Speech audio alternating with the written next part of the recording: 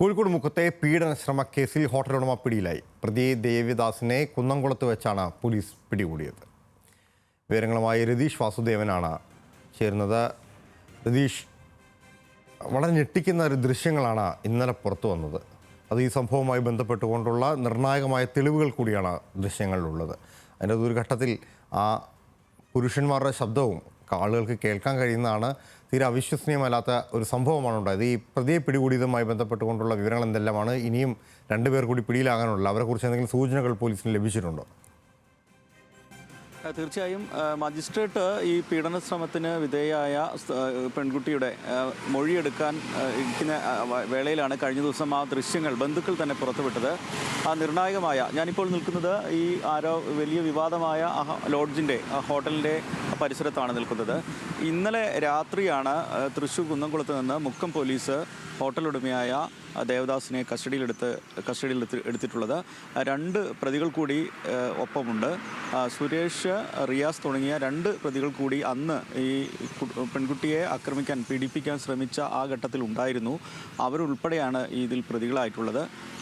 അവരുൾപ്പെടെ ജില്ല വിട്ടിട്ടില്ലെന്നായിരുന്നു ആദ്യം പോലീസിൻ്റെ പ്രാഥമിക നിഗമനം. എന്തായാലും ഇത് സംബന്ധിച്ച് ഇപ്പോൾ തൃശ്ശൂരിൽ നിന്നാണ് ദേവദാസിനെ പിടികൂടിയത്. അതുകൊണ്ട് തന്നെ മറ്റു പ്രതികൾ ഒരുപക്ഷെ ജില്ലയ്ക്ക് പുറത്തേക്കോ അല്ലെങ്കിൽ സംസ്ഥാനത്തിന് പുറത്തേക്കോ കടന്നോ എന്ന ആശങ്കയും സ്വാഭാവികമായിട്ടും ഇപ്പോൾ നിലവിൽ അന്വേഷണ സംഘത്തിലുണ്ട്. എന്തായാലും ദേവദാസ് പിടിയിലായതോടെ കൂടുതൽ മറ്റ് രണ്ട് പ്രതികളിലേക്കും വളരെ പൊടുന്നനെ എത്താൻ കഴിയുമെന്ന പ്രതീക്ഷയിലാണ് നിലവിൽ പോലീസ്. ഇന്ന് പുലർച്ചെയോടെ തന്നെ മുക്കം പോലീസ് സ്റ്റേഷനിൽ പ്രതിയായ ദേവദാസിനെ എത്തിച്ചിട്ടുണ്ട്.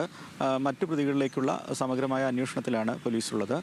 വളരെ ഞെട്ടിക്കുന്ന ദൃശ്യങ്ങളാണ്. യുവതി മൊബൈൽ ഗെയിം കളിച്ചുകൊണ്ടിരിക്കുന്ന വേളയിലാണ് ദേവദാസും രണ്ട് സഹായികളും ഉൾപ്പെടെ ഈ യുവതി താമസിക്കുന്ന ഇടത്തിലേക്ക് വരികയും ഇവരെ അതിക്രമം നടത്താൻ ശ്രമിക്കുന്നതുമായിട്ടാണ് ദൃശ്യങ്ങളിൽ നിന്ന് മനസ്സിലാവുന്നത്. വലിയ തരത്തിൽ പ്രതിരോധിക്കാനും പ്രതിഷേധിക്കാനും ഒക്കെ ശ്രമിക്കുന്ന യുവതിയുടെ ശബ്ദങ്ങളും നിലവിളിയും ഒക്കെ ആ ദൃശ്യങ്ങളിൽ നിന്ന് വളരെ വ്യക്തമാണ്.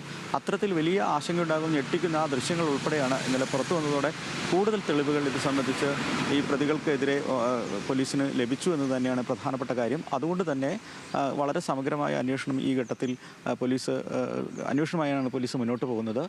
ഇന്ന് കൂടുതൽ വലിയ പ്രതിഷേധവും ഇതിന് ഭാഗമായിട്ടുണ്ടായിരുന്നു. പ്രതികളെ കഴിഞ്ഞ ഒരാഴ്ചയായിട്ട് പ്രതികളെ കസ്റ്റഡിയിലെടുക്കാനോ പിടികൂടാനോ കഴിഞ്ഞില്ല എന്ന വലിയ ആക്ഷേപം ഉണ്ടായിരുന്നു. അതുകൊണ്ട് തന്നെ വെൽഫെയർ പാർട്ടി, മുസ്ലിം ലീഗ്, യൂത്ത് കോൺഗ്രസ് തുടങ്ങിയ പാർട്ടികൾ വലിയ പ്രതിഷേധവുമായി രംഗത്ത് ഇറങ്ങിക്കഴിഞ്ഞു.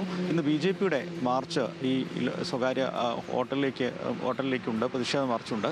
അങ്ങനെ ഇത് രാഷ്ട്രീയമായി പോലും അത്തരത്തിൽ ചർച്ച ചെയ്യപ്പെട്ട വിവാദമായ ഒരു സംഭവം എന്ന നിലയിൽ പോലീസ് സമഗ്രമായ അന്വേഷണമാണ് നടത്തുന്നത്. പ്രാഥമികമായി ദേവദാസിനെ മാത്രമാണ് ഇപ്പോൾ അറസ്റ്റ് ചെയ്തിട്ടുണ്ടെങ്കിലും മറ്റ് രണ്ട് പ്രതികളിലേക്കും വളരെ പൊടുന്നനെ എത്താൻ കഴിയുമെന്നാണ് കരുതുന്നത്. ഈ പീഡന ശ്രമത്തിനിടയിൽ താഴേക്ക് ചാടി രക്ഷപ്പെടാൻ ശ്രമിച്ച പെൺകുട്ടിക്ക് ഗുരുതര പരിക്കേറ്റു. അവർ ഇപ്പോൾ ചികിത്സയിലാണ്. നട്ടെല്ലിനുൾപ്പെടെ കൈകാലുകൾക്കൊക്കെ പരിക്കേറ്റിട്ടുണ്ട്.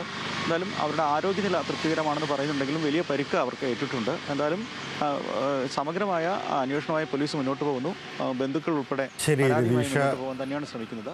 പ്രതികളുടെ ഭാഗത്തു നിന്ന് പെൺകുട്ടിയെ സ്വാധീനിക്കാനടക്കമുള്ള ശ്രമങ്ങൾ നടക്കുന്നതിനിടയിലാണ് പ്രധാന പ്രതി ദേവദാസ് കുന്നംകുളത്ത് വെച്ച് പോലീസിൻ്റെ പിടിയിലായിരിക്കുന്നത്. രണ്ടുപേരെ പിടികൂടാനുള്ള ശ്രമത്തിലാണ് പോലീസ്. രതീഷാണ് കോഴിക്കോട് നിന്ന് വിവരങ്ങൾ നൽകിയത്.